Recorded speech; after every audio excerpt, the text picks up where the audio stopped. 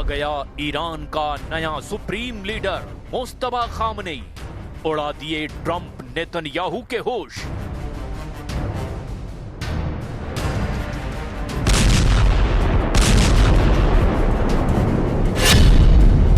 खुल गई ईरान युद्ध की तीसरी आंख। तेल अवीव में मिसाइलों से तबाही।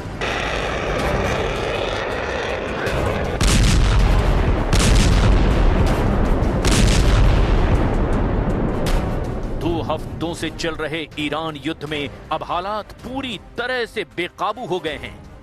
सुप्रीम लीडर अली खामनेई के दूसरे बेटे मुस्तफा खामनेई ने अब ईरान के सुप्रीम लीडर के तौर पर कमान संभाल ली है और उनके सुप्रीम लीडर बनते ही इजराइल और अमेरिका के अड्डों पर बेतहाशा हमले शुरू हो चुके हैं।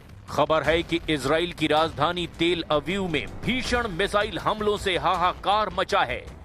56 साल के ईरानी सुप्रीम लीडर की ताकत और इरादों का इसी से अंदाजा लगाया जा सकता है कि रूस के राष्ट्रपति व्लादिमीर पुतिन ने मुस्तफा खामनेई को गर्मजोशी के साथ बधाई देते हुए एक तरह से अमेरिका और इजराइल को वार्निंग दे दी है कि अगर मुस्तफा खामनेई को मारने की कोशिश की तो नतीजे विनाशक होंगे। इधर ईरान ने पश्चिम एशिया में मौजूद अरब देशों पर हमले 2 गुने से भी ज्यादा बढ़ा दिए हैं। सऊदी अरब से लेकर बहरीन तक ईरान ने तेल युद्ध शुरू कर दिया है। इधर राष्ट्रपति ट्रंप भी ये मानने को मजबूर हो गए कि ईरान में अभी भी जंग करने की क्षमता बची हुई है और ईरानी मिसाइलें इजराइल और अमेरिकी अड्डों पर कोहराम मचा रही है। यानी वक्त के साथ अब मामला बदलता जा रहा है। लेकिन हम शुरुआत करते हैं ईरान के तीसरे सुप्रीम लीडर मुस्तफा खामनेई से, जिन्होंने आते ही पासा पलटना शुरू कर दिया है। मुस्तफा खामनेई ने खोला मोर्चा, इजराइल में ईरानी तांडव।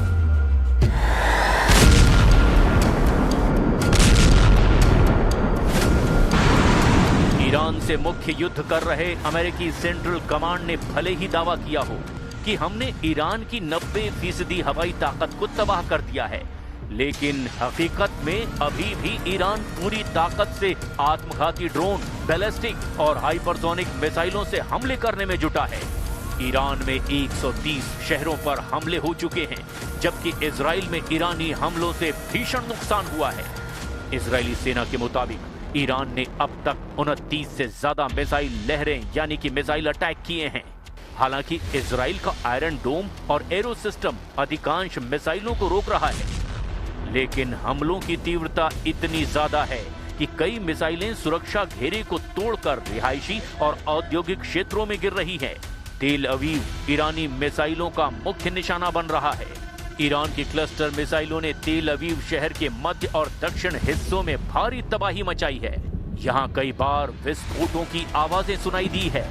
हाइफा का बजान तेल रिफाइनरी परिसर और यहाँ पर मुख्य पावर प्लांट ईरानी बैलिस्टिक मिसाइलों की सीधी चपेट में आ गए। यहाँ पर जोरदार धमाके हो रहे हैं। रिफाइनरी में लगी भीषण आग की वजह से संचालन पूरी तरह से ठप हो चुका है, जिससे इजराइल में ईंधन की आपूर्ति पर बुरा असर पड़ा है। वहीं छोटे शहर बेत शेमेश पर एक पब्लिक शेल्टर यानी बंकर पर ईरानी मिसाइल सीधे गिरने की वजह से एक ही दिन में 9 लोगों की मौत हो गई है। यहाँ के रिहायशी इलाकों में मलबे की वजह से बहुत ज्यादा तबाही देखी गई है। दक्षिणी इजराइल के बेरशेबा शहर में भी कई मिसाइलें गिरी है, जिससे सैन्य और नागरिक बुनियादी ढांचे को भारी नुकसान पहुंचा है। ईरानी मिसाइलों ने हर्जलिया में वेस्ट वाटर ट्रीटमेंट प्लांट को तबाह कर दिया है, जिससे वाटर सप्लाई रुक गई है। तेल अवीव के पास मौजूद है बनी ब्रेड और रामतगन। इन इलाकों में भी मिसाइलों के गिरने और इंटरसेप्शन यानी कि मिसाइलों को हवा में नष्ट करने के बाद गिरे मलबे से इमारतें और वाहनों को काफी नुकसान पहुंचा है। ईरान ने अपनी 29वीं मिसाइल लहर में विशेष रूप से नेगेव क्षेत्र को निशाना बनाया।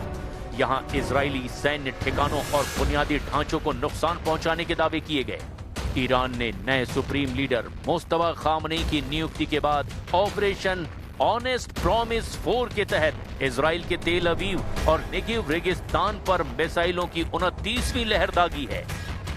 न्यूज़ 18 इंडिया की टीम है इसराइल में रियल ग्राउंड ज़ीरो पर, जहां पे बहुत ज़बरदस्त तबाही हुई है जो ईरान की तरफ से मिसाइल अटैक किया जा रहा है। हालांकि इसराइल की तरफ से भी लगातार ईरान पे हमले किए जा रहे हैं, लेकिन बैलिस्टिक मिसाइल काफ़ी पावरफुल होता है। इर्द गिर्द जो टावर हैं वो भी हम यहाँ पे देख पा रहे हैं कि बिल्कुल क्रम्बल हुए हैं, तबाह हो चुके हैं और घर जो हैं पूरी तरह से बर्बाद हुए। को विजुअल्स में साफ दिख रहा होगा कि किस तरीके की तबाही यहाँ पर इसराइल में हुई है ईरान के बैलिस्टिक मिसाइल से।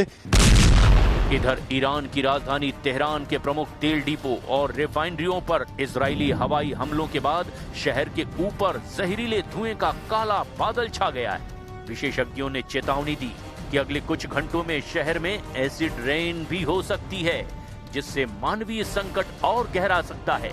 वहीं स्ट्रेट ऑफ हॉर्मुज में तनाव की वजह से दुनिया भर में ईंधन की भारी किल्लत और मुद्रास्फीति का खतरा भी बढ़ता चला गया है।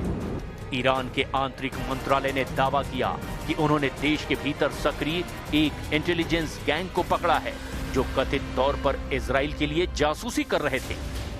उधर हैंडला हैक जैसे ईरानी हैकर समूहों ने इजरायली ऊर्जा प्रणालियों को हैक करने का दावा किया। उधर ईरान पर बहरीन की सरकारी तेल कंपनी ने अपने शिपमेंट पर फोर्स मेजोर घोषित कर दिया है, जबकि अरब के शयाब तेल क्षेत्र को भी निशाना बनाया गया। इधर अमेरिकी राष्ट्रपति डोनाल्ड ट्रंप ने सोशल मीडिया पर पोस्ट किया कि ईरान के परमाणु खतरे को खत्म करने के लिए तेल की कीमतों में बढ़ोतरी एक छोटी कीमत है। उन्होंने ईरान से बिना शर्त आत्मसमर्पण की मांग की है। रिपोर्ट्स के मुताबिक इजरायली वायुसेना ने ईरान के एस्फान, तबरेज और यज़्द में स्थित भूमिगत मिसाइल कमांड सेंटर को निशाना बनाया। इजराइल का दावा है कि उसने बंकर बस्टर बमों से ईरान की जवाबी हमलों की क्षमता को काफी हद तक कम कर दिया है।